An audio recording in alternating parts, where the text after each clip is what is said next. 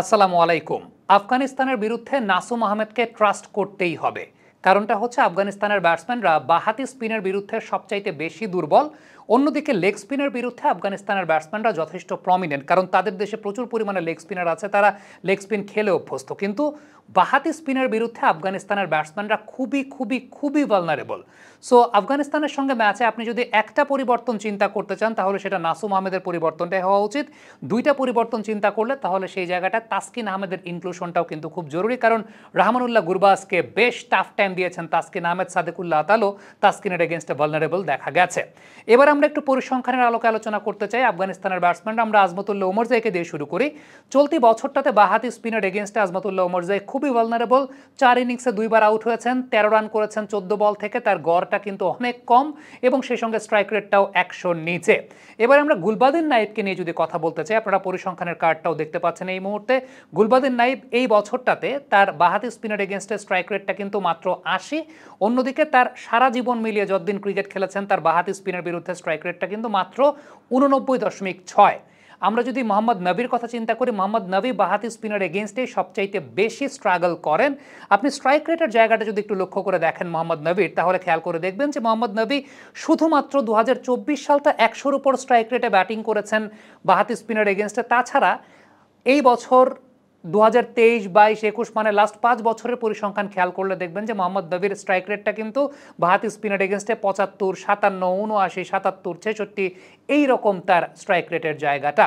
করিম জানাদের ক্ষেত্রে যদি আমরা বলি তাহলে খেয়াল করে দেখবেন যে করিম জানাদ তার ক্যারিয়ারে এখন পর্যন্ত বাঁহাতি স্পিনারদের এগেইনস্টে যতবার মোকাবেলা করেছেন তার মধ্যে তার 10 বার তিনি আউট হয়েছেন 22 ইনিংসের মধ্যে, এবং সেই জায়গাটা তার স্ট্রাইক রেটটা মাত্র 106.2, 11.9 অ্যাভারেজে তিনি বাঁহাতি স্পিনারদেরকে মোকাবেলা করেছেন। তার মানে আমি আফগানিস্তানের ব্যাটারদের পরিসংখ্যানটা আপনাদেরকে দেখালাম যে আফগানিস্তানের ব্যাটাররা বাঁহাতি স্পিনার এগেইনস্টে আসলে কতটা দুর্বল।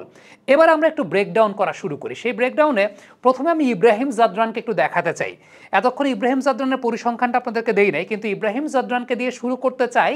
টপ অর্ডার ব্যাটসম্যান, আমি সেই কারণেই পরিসংখ্যানের জায়গাটা আনি নাই, কিন্তু বাঁহাতি স্পিনার এগেনস্টে তিনি কতটা ভালনারেবল তার আউটগুলো যদি একটু লক্ষ্য করে দেখেন তাহলে দেখবেন একদম স্টাম্প করিডোরে, মানে ভেতরের যে বলগুলো আছে, রুম না, ভেতরের যে বলগুলোর এগেনস্টে ইব্রাহিম জাদরান আসলে কতটা দুর্বল। এবং আমি আপনাদেরকে একটা, দুইটা না, 3টা, 4টা, 5টা রেফারেন্স দেখালাম যে জায়গাটাতে বাঁহাতি স্পিনার এগেনস্টে ইন রিসেন্ট টাইমসে আমরা দেখেছি ইব্রাহিম জাদরান কিন্তু যথেষ্ট দুর্বল। এবং সেই জায়গাটায় তার ক্ষেত্রে সবচেয়ে উল্লেখযোগ্য বৈশিষ্ট্য জায়গাটা হচ্ছে ভেতরের দিকে যে ঢোকা বলগুলো আছে, তার মানে একদম স্টাম্প করিডোরের যে বলগুলো আছে সেই বলগুলোর এগেনস্টে ইব্রাহিম জাদরান সবচেয়ে বেশি দুর্বল।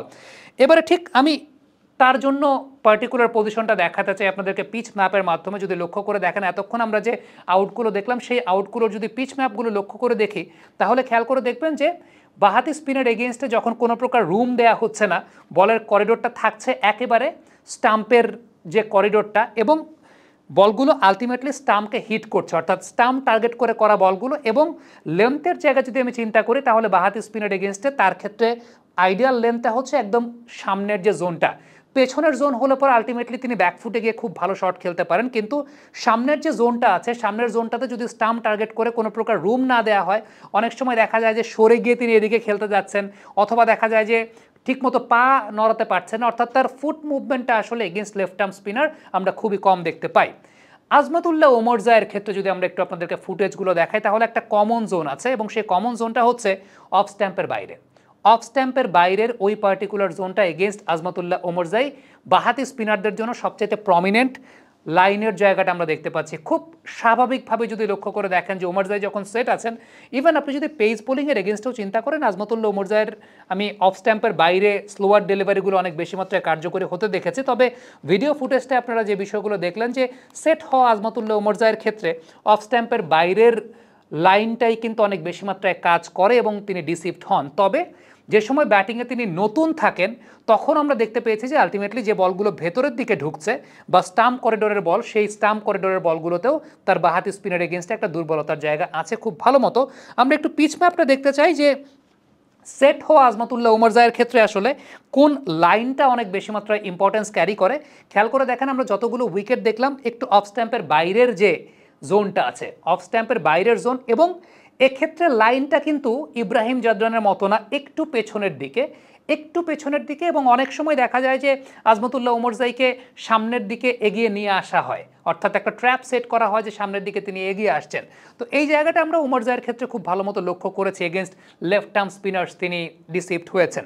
আদারওয়াইজ বাদবাকি যে সমস্ত ব্যাটসম্যানদেরকে আমি আপনাদেরকে দেখালাম, করিম জান্নাত থেকে শুরু করে গুলবাদিন নাইব, প্রত্যেকের ক্ষেত্রে যে বিষয়টা উল্লেখযোগ্য সেটা হচ্ছে যে তারা এগেনস্ট লেফট আর্ম স্পিনার্স ওই অ্যাঙ্গেলটা তাদের ক্ষেত্রে অনেক বেশি মাত্রায় ডিফিকাল্ট হয়ে যায়, এবং whether it's outside off stump, whether it's incoming, দুটো ক্ষেত্রেই তাদের ডিসিভিং জোন আছে। তবে একটা কমন প্যাটার্ন যেটা মোহাম্মদ নবী থেকে শুরু করে সবার, মোহাম্মদ নবীর ক্ষেত্রে ভালনারেবিলিটিটা অবশ্যই অনেক সময় যে বলগুলো আপনার ভেতরের দিকে আসছে, অর্থাৎ স্টাম্প টার্গেট করে বল করা। সাকিব আল হাসান এই আফগানিস্তানের সঙ্গে সবচেয়ে বেশি প্রমিনেন্ট ছিলেন, এবং এক সাকিবই মোটামুটি শেষ করে দিতেন আফগানিস্তানকে।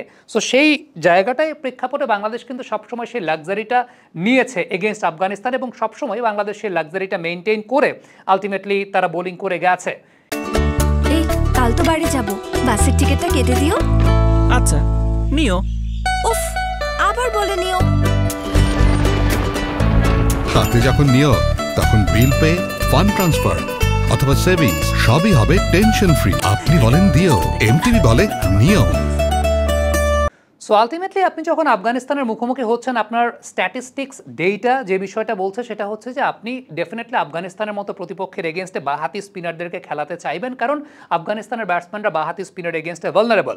এখন এই জায়গাটা একটা কথা আছে, সেটা হচ্ছে যে স্ট্যাটিস্টিক্স কিংবা ডেটা এই কথাটা বলছে, এখন on the given day Nasum যদি পারফর্ম করতে না পারেন, এখন তখন কিন্তু সেটা টিম ম্যানেজমেন্টেরও দোষ না, সেটা টিম অ্যানালিস্টেরও দোষ না, কিংবা বাইরে থেকে আমরা যারা কন্টেন্ট অ্যানালিস্ট কিংবা টেলিভিশন অ্যানালিস্ট হিসেবে কাজ করছি, আমরা তো ডেফিনেটলি স্ট্যাটিস্টিক্স, অপোনেন্ট টিমের দুর্বলতার জায়গাটা কোথায় সেই ব্যাপারগুলো নিয়ে কথা বলবো, এবং সেই অনুযায়ী আমরা একটা কন্টেন্ট আপনাদের সামনে উপস্থাপন করব।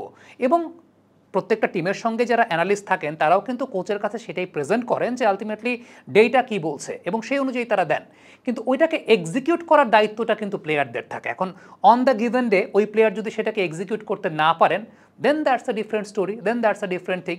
সো ব্যাপারটা আসলে ওই জায়গাটাতেই যে আমরা একটা অ্যাসেস করতে পারি, সেই অ্যাসেস অনুযায়ী আফগানিস্তানের মতো প্রতিপক্ষের এগেনস্টে যখন আপনি খেলছেন, সেই প্রতিপক্ষের এগেনস্টে খেলার সময় আপনাকে আলটিমেটলি বাঁহাতি স্পিনার নিয়ে খেলতে হবে, কারণ তাদের একটা ভালনারেবিলিটির জায়গায় আছে। সো স্পিন ডিপার্টমেন্টের জায়গাটাতে আমার কাছে ব্যক্তিগতভাবে মনে হয় যে আপনি বাঁহাতি স্পিনার হিসেবে নাসুম আহমেদকে ইনক্লুড করতে পারেন। পেস ডিপার্টমেন্টে যদি পরিবর্তনের জায়গা হয় তাহলে সেই জায়গাটায় তাসকিন আহমেদের কথাটা আমরা বলতে পারি। ব্যাটিং ডিপার্টমেন্টে একটা জায়গায় আছে পরিবর্তন হওয়ার, সেটা হচ্ছে তাওহিদ হৃদয়ের জায়গাতে। এখন তাওহিদ হৃদয়কে আমরা অফ দেখতে পাচ্ছি, পুরোপুরি অফ, একেবারেই অফ, এবং লাস্ট 6টা ইন্টারন্যাশনাল ম্যাচে সাদা বলের ক্রিকেটে 3বার তিনি রান আউটে হয়েছেন। দ্যাট মিনস তার এই জায়গাটা একটা ভালনারেবল জায়গা দেখা যাচ্ছে। এখন ওই জায়গাটায় আসলে কার আসা উচিত, সাইফের আসা উচিত নাকি নুরুল হাসান সোহানের আসা উচিত, সেটা নিয়ে একটা গবেষণার জায়গা হতে পারে। আশা করছি সেই গবেষণা নিয়ে অন্য কোনো ভিডিওতে আপনাদের সাথে প্রত্যাবর্তন করব। থ্যাংক ইউ সো মাচ আমাদের সঙ্গে থাকার জন্য।